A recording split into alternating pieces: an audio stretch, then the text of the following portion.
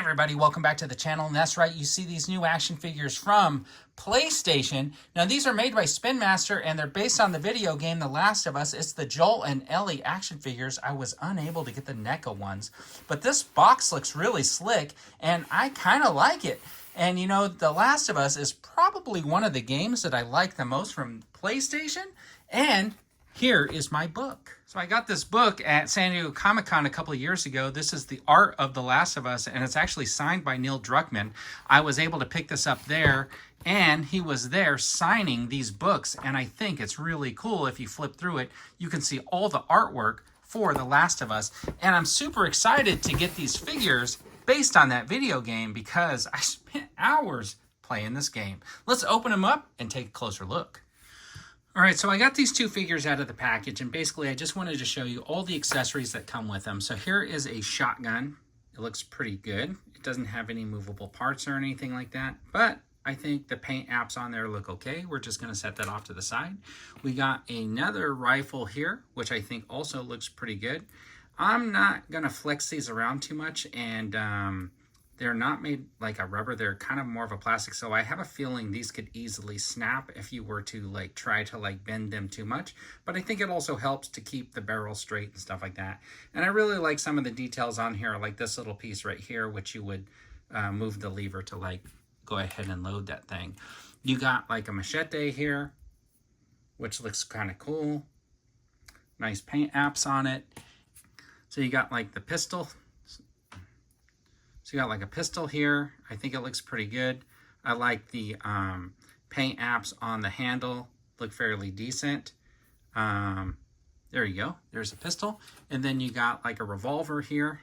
I think that looks pretty good too. This is not like that Indiana Jones one because it's not like a soft rubber, but looks pretty decent. Nothing special, nothing out of the ordinary. You got like a knife. Has some pretty decent paint apps on there also. And then you got like a bow.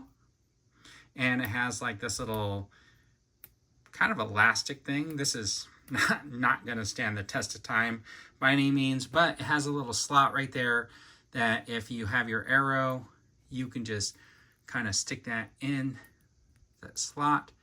And it will kind of hold the arrow for you. So that is kind of a nice touch if you're going to make it look like that arrow is getting ready to be drawn back on. Then, of course, each of the figures comes with extra sets of hands, which is kind of nice. And we're just going to push those off to the side. And then we'll just show you Ellie's backpack really quick. I think it looks pretty good. Got some details on there that is nice. You got these little loops and stuff. And then, of course, it has this little flashlight piece like attached to the strap. And then you see Joel's backpack right here. It's all taped up. It's a nice touch. And then he's got these loops also. And then, of course, flashlight right there. The thing is, these don't open, and so basically they don't have holsters and stuff like that. So they're going to be carrying everything. All right, so before we get too far into this, I'll just do a quick little size comparison. This is a G.I. Joe Classified Series figure. You can see he's towers over Ellie, but of course she's supposed to be smaller. And Joel kind of like basically hits up around the same height. And then you got Indiana Jones here. And of course, between him and Joel, they're probably around the same height and same size. So 6-inch scale. So let's just take a closer look at the Joel and Ellie figure. Here is the Joel figure. I think the face sculpt looks pretty decent. I like the shirt. I like the look of it. I do not have the NECA ones where I'd be like comparing them. I never saw those in store. So there is the articulation of the head, forward, backward. He can look up, he can look down. And the cool thing is he's got like 2 points of articulation there, one in the lower and one in the upper. So you're going to get a nice range of motion on that. The only thing you got to look out for is making sure that that lower neck piece doesn't get all like wanky and off to the side.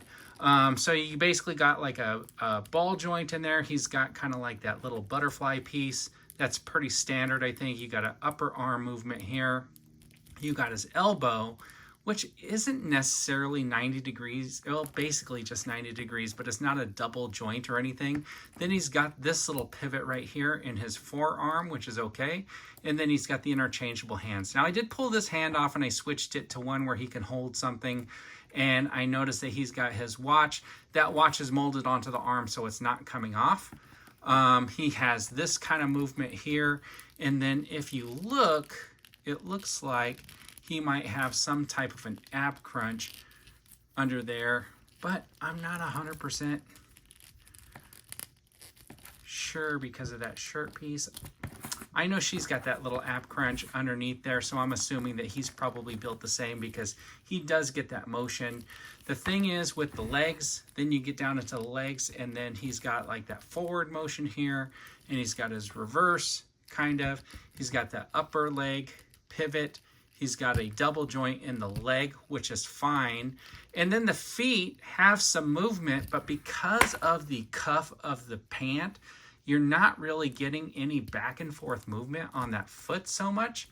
And what I found is it's kind of difficult to get him to want to stand because he kind of leans forward because of those feet. You can see where he like kind of leans forward because of those feet. So you sort of have to do this thing where to get him to stand, you sort of have to bend the knees a little bit, which is okay because they tell you when you're standing for a long period of time, you shouldn't lock your knees. So there he is. He does stand, but I had to do a little pivot in the foot. So let's just take a look at the Ellie figure. There is the face sculpt on that. I think that looks pretty good. And then she, of course, has that little pivot piece there. She's got that little ab crunch, which gives her that range of motion. She also has that little butterfly piece in there. She's got upper arm movement, and then she's got her elbow, which gives her a little bit more than 90 degrees because she doesn't have any of that shirt to block the way. And then she's got that wrist movement. She does not have like a movement piece here like Joel does, but I think that's okay. And then she also has the double on the neck too. Didn't want to miss that.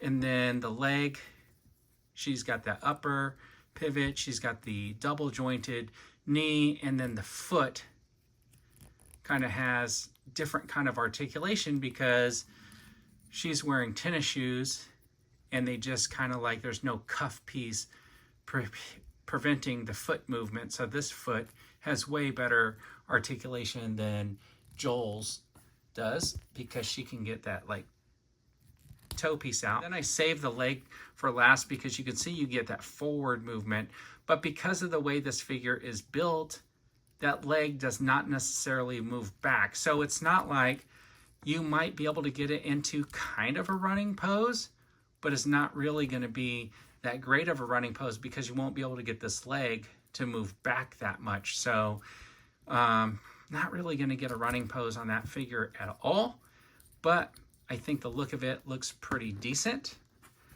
And I think when you set them up next to each other, so they really do capture the video game look, which is what I really, really like.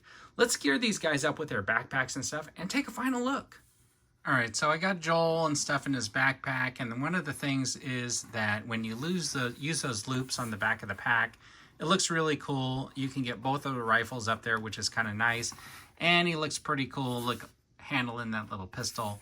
The other thing I did with Ellie here was I gave her the bow in the hand, and then I just stuck that little arrow in there. And the thing is, she's got this little opening in her backpack, which is kind of cool. So I just stuck that pistol in there, but you can actually stick the arrow in there too. And I just stuck this piece right there on the side. I know that just was probably cut through that loop, but I think overall these two figures look really, really cool.